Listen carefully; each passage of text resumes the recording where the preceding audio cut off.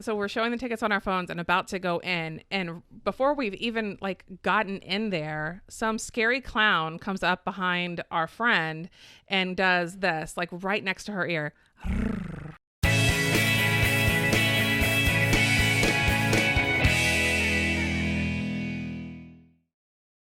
So did she immediately want to get up and leave? No. She was a good sport about it. Okay. Well, I mean, you got to be a good sport about that. You don't show up at these things. You don't go to these things to not get scared. To not be messed with. People, right. You are signing away your right to Absolutely. Not be messed with. Yep. Yeah. So we get in there. There's people walking around in costume just in the congregating area. And the congregating area has these like kind of pulled apart like shipping containers that you can sit in, and there's like picnic benches in there. Oh, that's cool. I think I saw a picture that looked like a shipping container. Yeah. So there's that. There's, a lot of people able to sit, and there's lots of, places where you can buy food and buy beer, and they had like pizza and regular drinks like soda and stuff like that too. Yeah.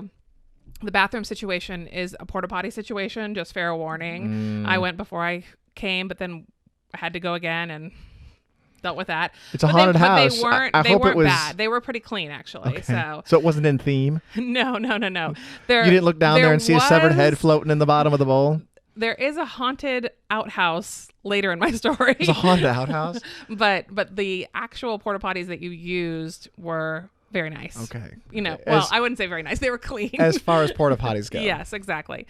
So we get in there, first thing, we got a couple of drinks, and then we get in line for the first haunted house, which was a prison-themed haunted house. That's cool. Yeah.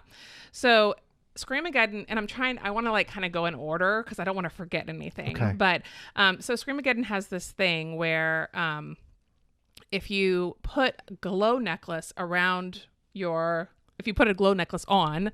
your throat, it means that they can touch you. And appropriately. Someone else said it was opting in. That's what they said. Do you want to opt in or not? So basically what happens if you wear this glow necklace is that they will grab you. They don't hurt you, but they grab you and they pull you and separate you from your party. You're giving them permission to touch you. And yes. Yep. And you're giving them permission to separate you from your party, basically. That's the thing. That was the big like deal breaker for me, because like after I saw the first time, like the first haunted houses, all the guys did it in the first haunted house. One guy did it. The other two got peer pressured. They were like, okay, it. I guess I have to do it. I have to do it now. So the three guys that we were with all wore the necklace, and me and the other girl that we were with did not wear the necklace. So, and we would see the guys here and there, but they really were completely separated. They pull you away. Yeah, they were. I mean, every once in a while they'd come back to us, and then we'd walk with them a little bit more, and then they'd be gone again. They pull you into separate rooms. At one point they said, and this is just all, what they told me afterward. They said that at one point they pulled them into this little room that was like piping in fog and locked them in there, and they couldn't get out. Yeah, they couldn't get out of the room, and they were like, okay, we're ready to get out now. Like they actually were locked in. They were actually there locked wasn't in. Like an escape room situation where you had to figure your way out. No. They locked them in and left them in there. They said probably for 30 seconds, and then they let them out. Okay. So that's like one example. Sure. There were so many different, really great scares throughout, all of them, and I'm probably going to get them mixed up, so I apologize in advance. Because don't give away too many spoilers. I won't, because I mean people might want to go check this out. But like one thing that they did, which was kind of a reoccurring theme throughout a lot of the haunted houses, was they had like these kind of windows in the walls that didn't look like they were almost like trap doors in the walls. And they, you didn't really realize that it was a trap door until they opened it and someone like jumped out of that trap door and scared you. And it was just kind of their face that, Okay. And when they opened it, it made this loud, like slam of wood against wood. Okay. So that scared you. And then there's a guy there there's who a you didn't guy expect. right there. Yep. Yeah, exactly. So that was creepy. There was rooms there was one room that had it was filled with mannequins, and like you couldn't it was like tons and tons of mannequins. And then of course, but they're not all. I'm sure they weren't all mannequins. Right. Yeah. So and then they had like a strobe light in there as well, so you couldn't like it was like, and it was pitch black, completely pitch black. So all you could only see the mannequins when the strobe light flickered. And now that would be the worst thing about getting separated from people, is trying to figure your way back when it's super dark. I will say this though, the scarers and the different haunted houses were really great about like helping you with that. Like they like, because there were certain points where like the road would fork, because like they have areas where they want to pull people who are wearing the necklaces, right? Okay. So like if you're wearing a necklace, they'll pull you off to the side into a room that they don't want normal people to it's go set into. up, designed specifically for people wearing the thing. Right. So like you'll get to a fork in the road and you'll be like, well, which way do I go? And then all of a sudden you'll hear like a guy down the way go that way, you know, or something like that. So thank you. You're a very helpful goblin. Yeah, exactly. Help me through the haunted horror maze. Right.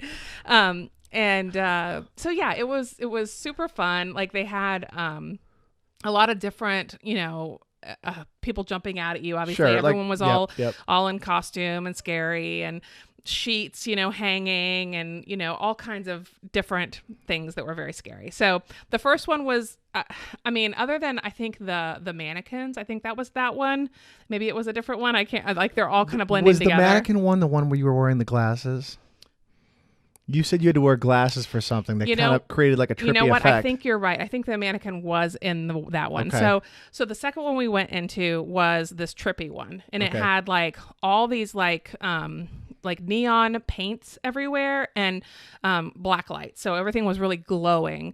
And we talked about this, I think, once before, that there was a Busch Gardens at Halloween Scream. They used to have one like this that was not dark. It was very. And you had to wear these glasses, right? And I remembered them being 3D glasses, but I don't think they were. I think they were glasses like what I was wearing the other night. They had like a prism effect. Yes. So everything just looks sort of off. And if you've ever been to Legoland, and seen the fireworks show at Legoland, they give you these glasses to watch the fireworks show.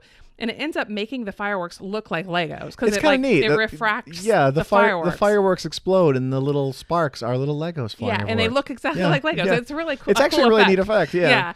The first time I did that, I thought, I don't really want to watch the fireworks through these. This is cheesy. Then I'm like, I've never seen a fireworks show with Legos. I might as well keep them on. Yeah. It's neat.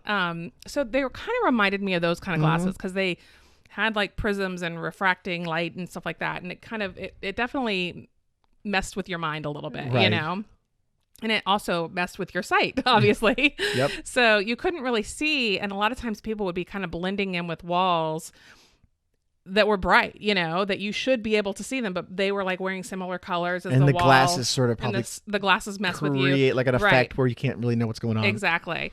So that was really cool. And that haunted house wasn't all bright though. It like went from like bright to like really black, dark, and then bright again to, you know, sometimes like there would just be like a really black, like hallway with splatter paint here and there of different colors. And the splatter paint, the way that, I don't know how it worked exactly, but the way that they had it on the walls, it almost looked like it was 3D with those glasses on. So like one color looked like it was 2 inches behind another color. I can kind of picture that. You know what I mean? Sure. So that was really cool. And obviously it must have been the glasses that made it that way. But so they had, you know, different areas like that. And then this one was really cool. So, you know, when you go into like a fun house and you are walking on a little plank with the spinny room all around you? Yep, the spinning thing. Yeah. Like the state fair. Yes, so they had that in this haunted house. Oh, so you had to walk through a physically spinning room, and it was blacklit, obviously, too. So the spinning part was all like purpley blacklit, but everything else was black. So you were kind of like, it really disoriented you a lot, you know? So that was really fun. And then you're right. This one was the mannequin one. I was thinking it was the prison one, but I think the prison one was just a bunch of different cells. Wasn't this one like a circus theme? Like a funhouse circus themed one, right? Yes, exactly. So, and I was on their website. I was looking at the ones they had the prison theme. I saw a circus themed one, and I can't remember what it was called. I think it was like 3D Rage or something like that. Was the name, and every house had its own name. And And I did some footage also of like they have this big map there when you first walk in, of like the layout. Basically, you are here, and then it shows you like where the different haunted houses are and everything. Do you have to do them in any specific order, or no, is it just? But one of our friends that we were with, Rage 3D. Thank you. Demon's Revenge. Yeah, it's creepy. So one of our friends was like, we have to do the woods one last. Deep Woods, I think it was called, or Dark Woods, or something like that. You'll tell me in a second. I see the Bonzo's Beer Garden. That's funny. All this stuff is called like Blackpool Prison, Dead Woods, and then Bonzo's Beer Garden. So he said we needed to save that one for last. Who said this? Brendan. Our friend Brendan. He's been there before. Yeah, he actually goes every year. He was the one who told us to wear the. I didn't go, but he was the one who told me said about to wear the necklace. Yeah, the Optin glow necklace. Yeah. So anyway, super fun. I think the Rage 3D was actually my favorite haunted house. I don't know. Actually, there's a church one that was really good too. They were all so good. Was that one Demon's Revenge? Yes. So let me just tell you about my favorite part of Demon's Revenge. So we're going through a church basically, and you sent me a picture from there that looked awesome. Like the production values looked really cool. It was, and we'll put that in here too because like they had like fog out in the like open area, not just inside the haunted houses, but fog just outside too. And you're in the woods, like you're out in the woods up in like Dade City or Brooksville or somewhere. Didn't you say it was like super humid and sticky out? It was super, because it had rained earlier that day. Yeah, so it was. But so they had fog everywhere and like really great lighting, and this church had like this like reddish burgundy lighting on it. Looked awesome. With fog lit behind it too. So the effects were really great. Were the production values in the haunted houses really good? Really good? I felt like they were. I felt like they were really good. So my favorite part of this particular haunted house, the church one, was at one point you're going through this church, everyone's like screaming about how, save me, oh God, all this stuff. Yeah. Right. And then you get through the church out to the back, and there's school buses, like full-sized school buses out there that have I think the first one that you see is like an intact school bus, and you can kind of see like what looks like maybe dead people in the school bus. That's a little creepy. Yeah, a little off-putting. And then disconcerting. You come around the corner, and there's a school bus that is cut in half. It's like completely cut in half. So the back of the school bus is in one area, the front is on the other area. That's production value. And you walk through the school bus, like so that like the front's on one side of you and the back's on the other side of you, and there's like dead bodies hanging out of it. And there's one, and it's a school bus. I mean, it's not real. It's all like it's fake, but it's like a school bus is probably the worst thing you can imagine to have. It was really creepy. And there's one girl sitting right at the school bus, and she's going, "The wheels on the bus go round and round." It was super creepy. And we're all going through there. And it was like, as we're going through, we're all going, this is so scary. Like, it was so scary. Oh, man. Yeah, it was so scary. So that was my favorite effect that they had there, though. Those school buses, I mean, they were full-size school buses that they had destroyed. Right, for this. Yeah. Yeah. So our friend that has gone many, many years said that they have that one every year. I guess. So they bought the school buses cheap, so obviously and then left that them must back have there. been, an investment Something for them. they bring up every year. Yeah. So well, I know it's a super popular attraction, and you can't drive 40 feet around here without seeing a billboard for it. I mean, it's seriously advertised, and I know they get a big crowd. It's really out there. well done. It's really well done. $30 doesn't sound bad for something like this per person. It isn't. Honestly, I think that after going, it was worth it. Like I was like, $30, man, that's really expensive. But then, just for a few hours, it adds up when you're adding a bunch more people. And if we took the whole family, that's $120. That's when we complain about price when we gotta pay for the kids. But I think the kids would actually really like it. I mean, they'd be scared out of their minds. There's this haunted house, but there was nothing in it that was like damaging, to would, your psyche. Nothing that would keep them up at night. Right. That they'd be thinking about for years. Maybe it would. There was a haunted house just up the street from here, just some small local like park district city haunted house that we took them through, and they still talk about how terrifying it was. And I'm like, it was just it was okay. Yeah. I mean, it was fun, but it was. They had there was a guy that like chased them with a chainsaw as they were leaving. And that's the part that scarred them. That part scarred them. There were lots of chainsaws at these haunted houses too. You gotta have a chainsaw. That's a classic. Yeah. I mean, and obviously it's cliche, but it's a classic. I'm kind of hitting the highlights here, but there was obviously tons and tons of scares that I can't even like remember, because there was just so many. It was every corner. 6 haunted houses?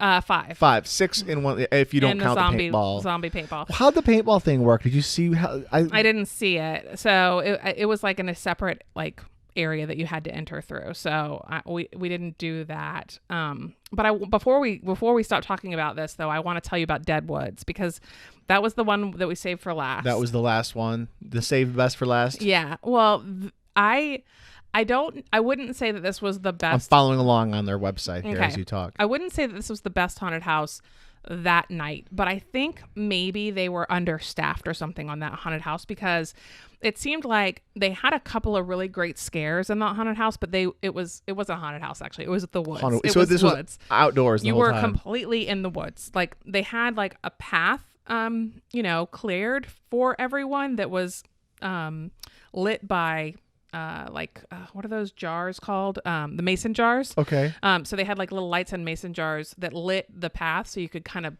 know where to go, obviously, so you didn't wander off into the real woods. Right.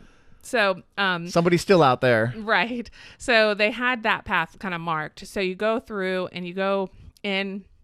The first thing you do is go through this like disgusting haunted outhouse. Oh man. That is very well themed. Great. Yeah.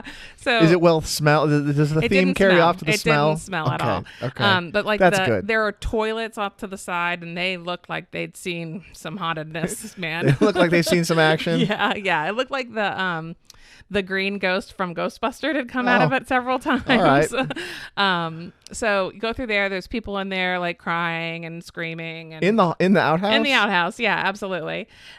So then you keep going. So you go through the outhouse. You go on for wandering further back into the woods. There's a couple of different like cabins that you go through with people like screaming and crying and scaring you. Now I'm expecting there to be like psycho hillbillies in this one, in the outdoor one, and psycho hillbillies are the scariest kind of haunted house resident. Really? I think so. Well, it seemed like there was a lot of like victims, in this Sure. one. Like, please help me, get me out of here kind of thing. Yeah. So anyway, but I was surprised that there wasn't more jumping out of the woods and scaring you on Maybe that. Were you expecting it, and that's sort of scary enough because you're Maybe anticipating it? Maybe, but like all of the scaring was in those haunted areas, like when you went through the like haunted cabin or the outhouse or whatever. So I think there was 3 of those areas. And then like we're on our way back out of the woods, and it was so cool because I think it was a full moon that night. If it wasn't full moon, it was close. And the moon was really low in the sky, and when it's really low, it looks really big. So it was kind of creepy that the moon was like so bright and big. And one of the guys that we were with said, "Guys, look at the moon right now. It's so creepy. It's like the creepiest thing out here." And everyone was like, "Oh yeah, it's really creepy." And then all of a sudden a chainsaw starts like right next to us. And he was just waiting for you. A guy jumps out of the woods and like, runs at us. And he's like, "Do you still think the moon's the scariest thing out here?" or something like that. Did the chainsaw have that chainsaw smell? Absolutely. Because that's the best. I love that. Yeah. At a haunted house. The, like gas. Yeah, when someone's chasing you with a chainsaw in a haunted house. Yeah.